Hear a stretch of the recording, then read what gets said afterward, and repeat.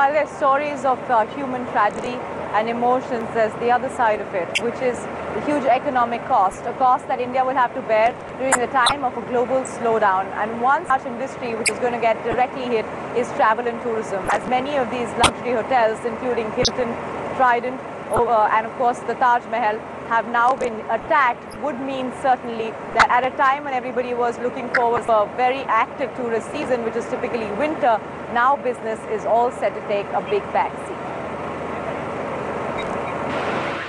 These are not mere attacks on the Taj and Oberoi hotel brands, but an onslaught on India's economy, casting a shadow on the entire hospitality and travel sector. Already with the economic slowdown, air travel bookings have dropped 60% this year over last year, and now, instead of a rebound in the holiday season, it will be a bloodbath. Hospitality has been targeted. One of the two icons of the Indian hospitality are on focus across global media and global television.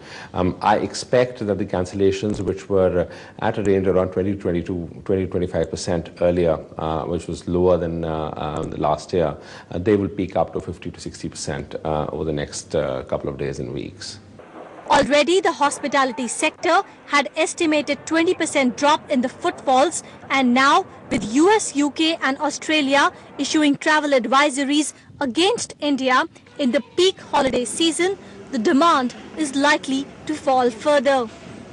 Well, if the bookings were say around 90% or 95% last year, it could be 75 or 80% now. The terrorist attacks on Mumbai hotels come at the time which travel and tourism industry considers as its peak period to do the business, the months of October till February. The attacks industry feel is just adding more negative sentiment in the already existing economic gloom, but estimates the recovery should rebound by March next year.